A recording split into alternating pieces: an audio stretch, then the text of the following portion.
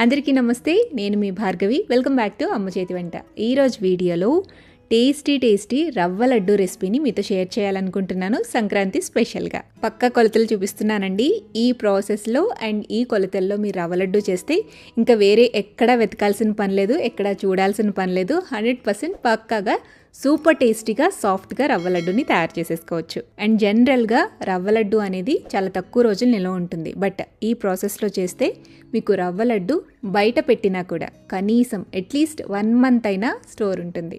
ఎన్ని రోజులైనా ఈ రవ్వ లడ్డు అనేది గట్టిపడదు, సాఫ్ట్గా మృదువుగా నోట్లో జారిపోతుంది. మన ట్రెడిషనల్ రెసిపీని మీతో షేర్ చేస్తున్నానండి. చాలా సింపుల్గా తయారు చేసుకోవచ్చు. ఎవరైనా ఈ రవ్వ లడ్డుని ఇంట్లో ఈజీగా ప్రిపేర్ చేయొచ్చు.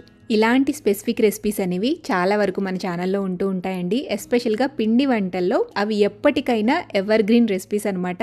ఎన్నిసార్లు చేసినా ఎప్పుడు చేసినా అదే టెక్స్చర్తో అదే టేస్ట్తో వస్తూ ఉంటాయి. ఈ సంక్రాంతికి స్పెసిఫిక్గా చేసుకోగలిగే అలాంటి రెసిపీస్ లింక్స్ని నేను డిస్క్రిప్షన్ బాక్స్లో ఇస్తాను. చెక్ చేసి మీరు ఇంట్లో తప్పకుండా ట్రై చేయండి. ఇక అస్సలు ఆలస్యం చేయకుండా ఈ మృదువైన రవ్వ లడ్డూల్ని ఎలా తయారు చేసుకోవాలో చూసేద్దాం. ఫస్ట్ స్టవ్ మీద కడాయిని పెట్టుకోండి. కడాయిలోకి 1/2 కప్పు దాకా నెయ్యి వేసుకోండి. నెయ్యి కరిగిన తర్వాత ఇందులోనే 1/2 కప్పు దాకా జీడిపప్పు, కిస్మిస్ వీటిని కలిపి వేసుకుని దోరగా వేయించుకోవాలి. సన్నటి సెగ మీద నిదానంగా మంచి బంగారు రంగు వచ్చేంత వరకు వేయించుకుని వీటిని పక్కకు తీసేసేయండి. ఇప్పుడు అదే నేతిలో 2 కప్పుల దాకా బొంబాయి రవ్వను వేసుకోవాలి. ఉప్మా రవ్వను వేసుకుని దోరగా నిదానంగా 10 నుంచి 15 నిమిషాల పాటు చిన్న మంట మీద వేయించాలి. మీరు రవ్వని ఎంత బాగా వేయిస్తే లడ్డు రుచి అంత బాగుంటుంది. మంటని అస్సలు పెంచకుండా సన్నటి సెగ మీదే అలా వదిలేసేయకుండా గరిటతో మధ్య మధ్యలో కదుపుకుంటూ అడుగు పట్టకుండా చూసుకుంటూ రవ్వ అంతా కూడా ఈవెన్గా లైట్ గోల్డెన్ షేడ్ వచ్చేంత వరకు రోస్ట్ చేయండి. ఇల్లంతా కూడా గుమాయించేస్తుందండి. మంచి స్మెల్ వస్తుందన్నమాట మీరు రవ్వని చక్కగా వేయిస్తే. ఇక్కడ మీరు కలర్ చూస్తే అర్థమై ఉండొచ్చు. తెల్లగా ఉండే రవ్వ అనేది లైట్ గోల్డెన్ షేడ్ వచ్చింది కదా.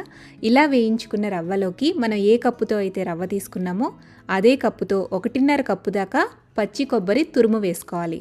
వీలైతే కొబ్బరికి వెనకాతల ఉండే బ్రౌన్ పార్ట్ తీసేసి తురుముకోండి. మిక్సీ జార్లో వేసుకుని కొంచెం రఫ్గా గ్రైండ్ చేసుకుంటే ఇలా కొబ్బరి తురుము అనేది వచ్చేస్తుంది. లేదంటే కొబ్బరి కూరతో అయినా కొబ్బరిని తురుముకోవచ్చు. నేను 2 కప్పుల రవ్వకి మీడియం సైజులో ఉండే ఒక పచ్చి కొబ్బరికాయ తీసుకున్నాను. దాన్ని తురుముకుని ఆ కొబ్బరి తురుముని ఇందులో వేసేస్తున్నాను. కొలుచుకుంటే 1.5 కప్పు వచ్చింది. మీరు 1 కప్పు నుంచి 1.5 కప్పు దాకా పచ్చి కొబ్బరి తురుము వేసుకోవచ్చండి. బట్ కొంచెం పచ్చి కొబ్బరి తురుము ఎక్కువ ఉంటే కనుక రవ్వ లడ్డు టేస్ట్ ఇంకా బాగుంటుందన్నమాట. ఇలా రవ్వలోకి పచ్చి కొబ్బరి తురుము వేసిన తర్వాత మళ్ళీ తిరిగి 10 నిమిషాల పాటు సన్నటి సెగ మీదే రవ్వతో పాటుగా కొబ్బరిని వేయించాలి. అవసరమైతే 1 లేదా 2 టేబుల్ స్పూన్ల దాకా నెయ్యి ఎక్స్ట్రా వేసుకోండి.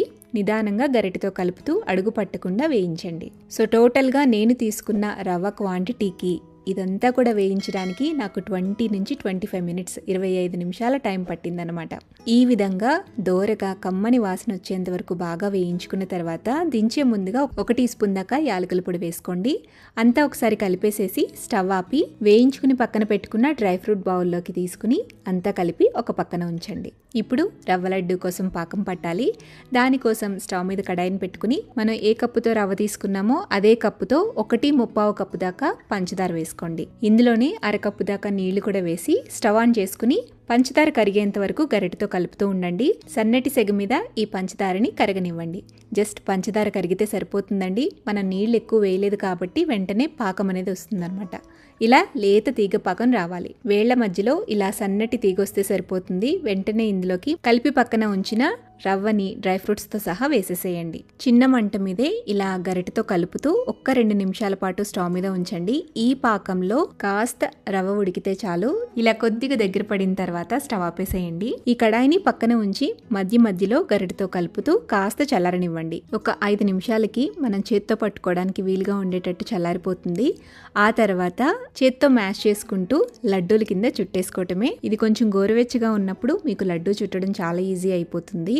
చల్లారే కొద్దీ కొంచెం గడ్డల కింద ఫామ్ అవుతుందండి. అలాంటప్పుడు చేత్తో ఇలా గడ్డల్ని మ్యాష్ చేస్తూ పొడి పొడిగా చేసుకుని ఉండలు చుట్టుకోండి. చాలా సులువుగా ఈ లడ్డూల్ని చుట్టుకోవచ్చు. ఇలాగే మొత్తం రవ్వని ఇక్కడ వీడియో క్లిప్లో చూపిస్తున్న విధంగా లడ్డూల కింద మీకు నచ్చిన సైజులో చుట్టేసుకుని ఎయిటెడ్ బాక్స్లో పెట్టి స్టోర్ చేసుకోండి. అండ్ ఇందులోకి మనం యూజ్ చేసింది పచ్చి కొబ్బరి కదా, లడ్డూలు ఎలా నిల్వ ఉంటాయని మీకు డౌట్ రావచ్చు.